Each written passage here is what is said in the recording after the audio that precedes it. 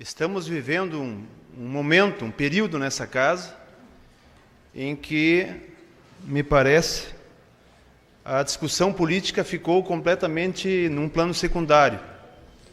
Nós temos mais 2 meses, serão 2 meses em que muitos dos vereadores que atualmente estão aqui não estarão na legislatura que vem, e é importante discutir, inclusive, os rumos do novo governo, inclusive as sugestões que cada um de nós tem para dar ao novo governo. Então, eu julgo muito importante que nós ocupemos a tribuna nesse período e que a discussão não permaneça como ela foi no período eleitoral. Mas o assunto que eu quero abordar hoje não é um assunto local, é um assunto nacional, que eu reputo da mais extrema importância e se chama Proposta de Emenda Constitucional 241, a PEC 241. De tempo em tempo, aparecem na nossa sociedade, na política, velhas propostas com roupagens novas. Algumas pessoas podem pensar que a PEC 241 seja alguma coisa extremamente nova, que surgiu agora e que é a solução para os problemas brasileiros. A PEC 241 é a nova roupa, é o novo nome do superávit primário, é o novo nome do ajuste fiscal. É o mesmo mecanismo, destina-se aos mesmos propósitos.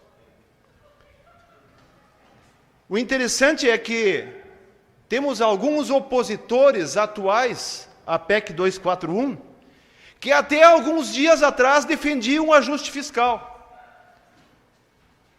Os deputados e membros do PT, do PCdoB, agora resolveram ser contra. Uma coisa que até ontem defendiam, demonstrando que o seu negócio é ser contra o governo, não ser a favor do Brasil. O presidente Lula, até há poucos dias atrás, defendia que o Henrique Meirelles fosse o ministro da Fazenda. Até alguns dias atrás, sugeriu para Dilma, na substituição do Levi, que o Meirelles assumisse a cadeira. Agora, a política do Meirelles é uma política que não agrada mais esses partidos que até agora há pouco defendiam o ajuste fiscal. E, pasmem, até o MST estava defendendo o ajuste fiscal. Agora não serve mais, porque é do outro governo. O presidente Michel Temer afirmou que a PEC 241 é uma saída para sinalizar a contenção no rumo das contas públicas e tentar superar a crise econômica. Tentar sinalizar. Quando se sinaliza para alguém. Para quem ele quer sinalizar? O Henrique Meirelles afirmou que não há possibilidade de prosseguir economicamente no Brasil, gastando mais do que a sociedade pode gastar. O mecanismo, a PEC, vai ajudar a recuperar a confiança do mercado. Quem é o mercado para essa gente? É a indústria nacional que está falindo? Quem é o mercado? É o comércio que não vende? Quem é o mercado? É o capital financeiro. Para ajudar a recuperar a confiança do mercado e gerar emprego e renda. Mas este homem está gozando com a nossa cara. A gerar emprego e renda, dar mais para os banqueiros, é gerar emprego e renda. Ao mesmo tempo, continua Meirelles, que conterá os gastos públicos que estão crescendo ano a ano sem serem acompanhados pela arrecadação de impostos. Eu pergunto a vossas excelências, é possível gastar mais do que se ganha? Não, isso é uma regra muito antiga. É evidente que eu não posso ganhar 1.000 e gastar 3.000, isso é evidente. Nenhuma família faz isso, ou as famílias que fazem isso se dão mal, se estrepam. Portanto, ficar garganteando por aí, e a mídia acompanhando, que essa é a quinta essência da solução do Brasil, é uma brincadeira de mau gosto. É óbvio que é verdadeira essa frase, mas eu diria o seguinte, de uma forma diferente, é gastar o que se pode pagar.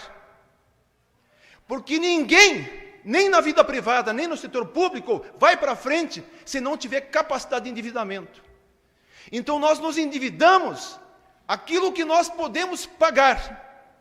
E esses endividamentos, muitas vezes, fazem com que os negócios, eles vão para frente, no setor público ou no setor privado. Então, o país não tem que se endividar? O país não tem que investir? O país tem que sim investir na produção. O país tem que sim ter mais investimentos do que tem hoje. Agora, o que nós precisamos fazer é que gastos estão sendo demais. Nós temos que separar o joio do trigo. Que gastos estão sendo excessivos? Aonde está, como dizíamos em outras ocasiões, o furo da bala? Em 2015, senhoras vereadoras, senhores vereadores, em 2015, o nosso país pagou 982 bilhões, 210 bilhões, 391.323 reais em pagamento de juros e serviços da dívida pública. Isso corresponde a 45% do orçamento da União. 45% do orçamento da União foi para a dívida pública, em decorrência de uma política suicida do Banco Central de juros altos. Portanto, não tem que gastar menos em saúde e educação, não tem que gastar menos em investimentos sociais, tem que gastar menos com a dívida pública. Então esse pacote, que é outra roupa do ajuste fiscal e do superávit primário, não é outra coisa senão engordar mais ainda esse setor. Existe uma auditora chamada Maria Lúcia Fatorelli, que tem estudado a dívida e que é referência internacional nessas questões. E ela não chama a dívida de dívida, ela chama de sistema da dívida. Porque os prejuízos do Banco Central, decorrentes da sua política suicida, são transformados em dívida pública, ou seja, o Banco Central, que tem lá dentro dele o Conselho de Política Monetária, que se reúne e escuta o mercado são os banqueiros, e os banqueiros participam da reunião e decidem aumentar os juros. E, em função dessa política dos juros, fazem que o Brasil inteiro pague a conta. Essa política aumenta a dívida pública. A dívida pública é aumentada pelo passivo dos bancos privados, é aumentada pelas dívidas privadas, pelas perdas de contratos numa coisa chamada swap cambial, que é um esquema que fazem, que é a troca da taxa de variação cambial, que é a variação do preço do dólar americano por taxas de juros pós-fixadas. Quando uma coisa é melhor para o capital financeiro, faz isso, quando é a outra, faz a outra. Ou seja, sempre ganham, sempre estão na crista da onda. Existem manobras também que o governo faz de contabilizar parcela de juros nominais como se fosse amortização. Isso é proibido pela Constituição. E a dívida vai crescendo, e vai crescendo, e nós vamos pagando 45% do orçamento da União para isso. Em 2005, senhoras e senhores, a dívida federal interna, em 2015, cresceu 732 bilhões. Ela cresceu, ela aumentou. Nós pagamos 962 bilhões e ela aumentou 732. Em 11 meses, ela foi de 3 trilhões 204 bilhões para 3 trilhões 937 trilhões.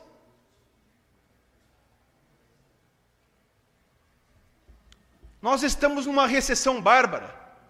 O país cresceu no seu PIB menos 3,8%. A desindustrialização está galopante. O comércio está em queda franca. O desemprego está aumentando, são 12 milhões de desempregados. O arrojo salarial, ou seja, o poder de compra do salário está caindo. E o lucro dos bancos brasileiros foi de 96 bilhões no ano passado. O lucro dos bancos foi de 96 bilhões. E os investimentos de todo o ano passado no Brasil foram de 9,6 bilhões. Os bancos lucraram 10 vezes mais do que a capacidade de investimento do Brasil.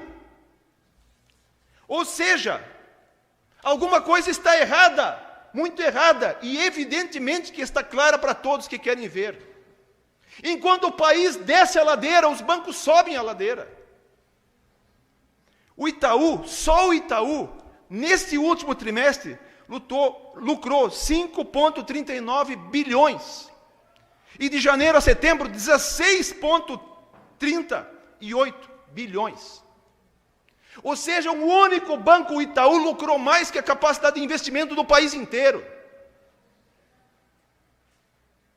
É uma transferência brutal da renda nacional e do nosso trabalho que nós realizamos para ter essa renda para uma meia dúzia de parasitas. E é esses que a PEC quer atender. E tudo isso está sendo alimentado por essa política suicida do Banco Central. E tem os que defendem a autonomia do Banco Central. Como se o Banco Central não tivesse que ser um órgão do governo e não dos banqueiros. O que está quebrando o Brasil é a sangria via dívida pública. Não são os gastos com a Previdência, não são os gastos com a saúde, não são os gastos com o salário, não são os gastos com a educação. A Universidade Federal de Santa Maria teve um corte de 30% no seu orçamento com a Dilma. 30% do seu orçamento com a Dilma.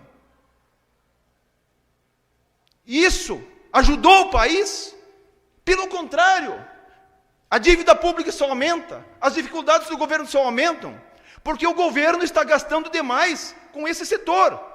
Gastar menos ali, certamente vai gastar bem e podendo pagar bem.